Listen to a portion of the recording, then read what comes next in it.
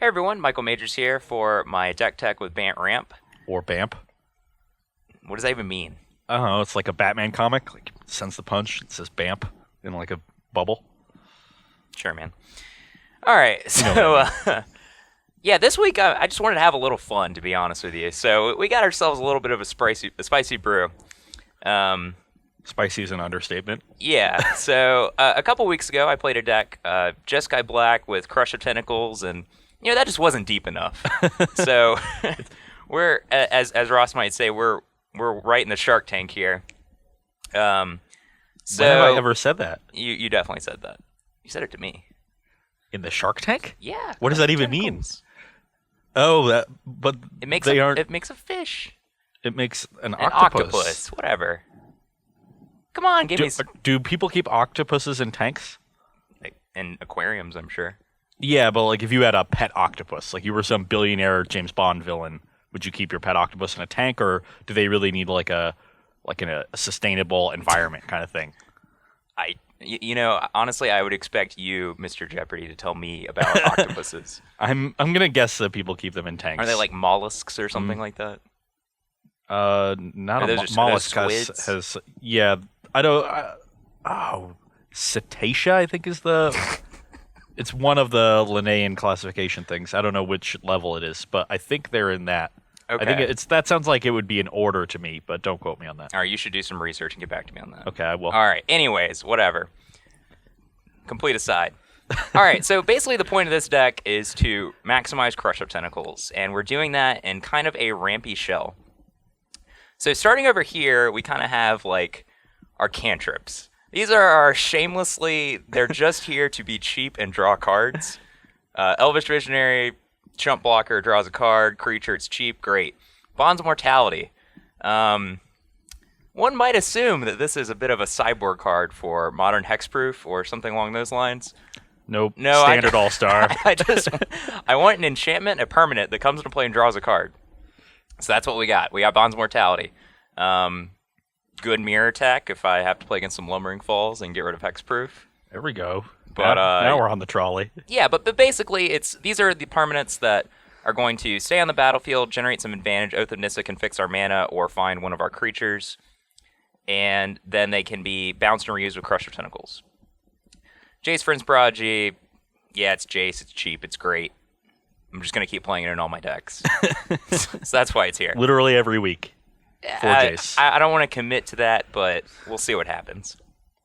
Wall of Resurgence, I actually think, is a pretty awesome new card from Oath of the Gatewatch that hasn't gotten a lot of press.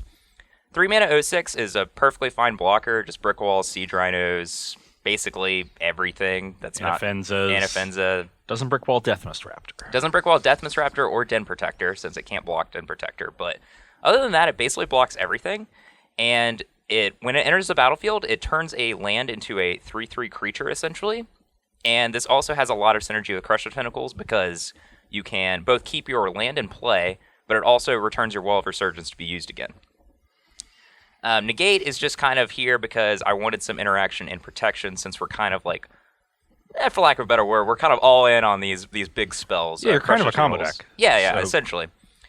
So, as I've been saying, Crush of Tentacles, it's pretty much the centerpiece of the deck. We want to cast as many times as possible, make some 8/8s, get some additional uses out of our cantrips and Wall of You only Resurgence. get one 8/8, right? Yeah. It's not like Kiora Emblem where you No, just keep no, getting no. 8/8s. It's not that crazy, but Just say Crush of Tentacles. I would imagine like a whole mess but of there's tentacles. 8 tentacles, Ross. Yeah, that's why they're 8/8s, but like a Crush of Tentacles could be like Do you think 8 groups of you tentacles. could sustain 8 tentacles coming at you? That's a crush of tentacles. Yeah, I guess. All right, thank you. I wanted more than And that. we can flash it back with Jace. Part the Water Veil. So there has been like a fringe ramp deck, like blue-green, sometimes splashing white, that uses Part the Water Veil as its main win condition. I think Alien Tronzi has kind of messed around with that one. Yeah, he did well at the TCG Invitational with it, I think. Yep. And here it's got some synergy with Crush because it makes a 6/6 land. I think it's basically going to be the combination that wins us the game most of the time, even though an 8/8 is very powerful. It's more than likely to get removed over the course of the game. But Part the Water Veil kind of closes out once you've sustained a huge mana advantage with Explosive Vegetation or Nissa's Pilgrim. Again, also has synergy with Wall of Resurgence.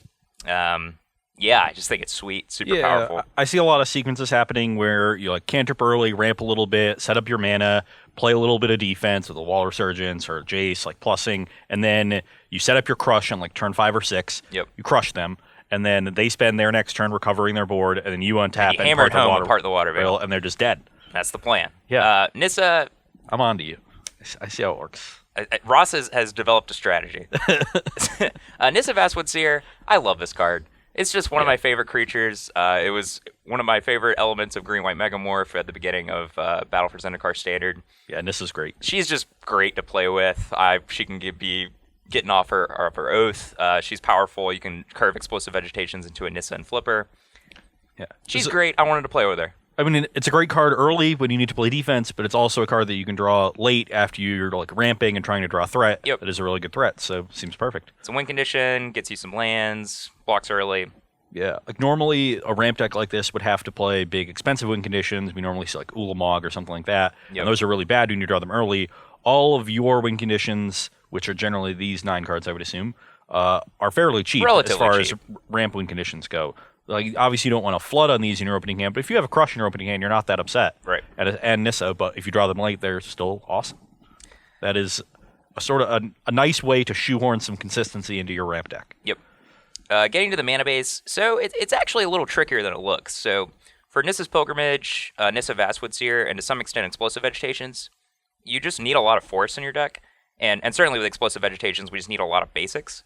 So while most mana bases in Standard right now are fairly complicated, this one is kind of straightforward. We have 1 million forests, 4 islands, 1 plains, 3 battle lands just to fix our mana, 2 Lumbering Falls because they're also a dual land to allow us to play Jace or Elvish Visionary on turn 2, but it can be a pretty potent win condition. If you are able to Wall of Resurgence it or part the Water Veil it, it can become this huge hexproof threat in the late game.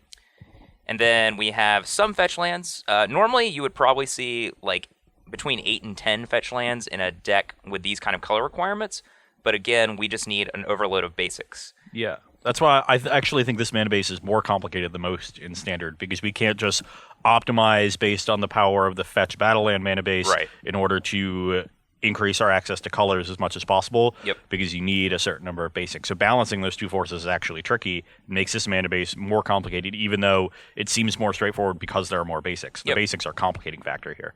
We can actually make our mana base quote-unquote better, but it makes our deck less functional. Yeah. So, all right, join us in a minute for the sideboard. All right, we're back here for the Bant Ramp sideboard. In between, we did a little research, and Ross, would you like to tell the folks at home what we learned? We learned that octopuses are of the phylum Mollusca, so they are mollusks. I was And right. Yes. The word I was trying to come up with when I said cetacea was cephalopod, which was their family or order. Okay, and Cetacea is the infraorder for whales and things like that, carnivorous marine mammals. So there's your biology lesson for the day. All right, now that we got that out of the way, Now we let's get to the sideboard. Our BAMP sideboard.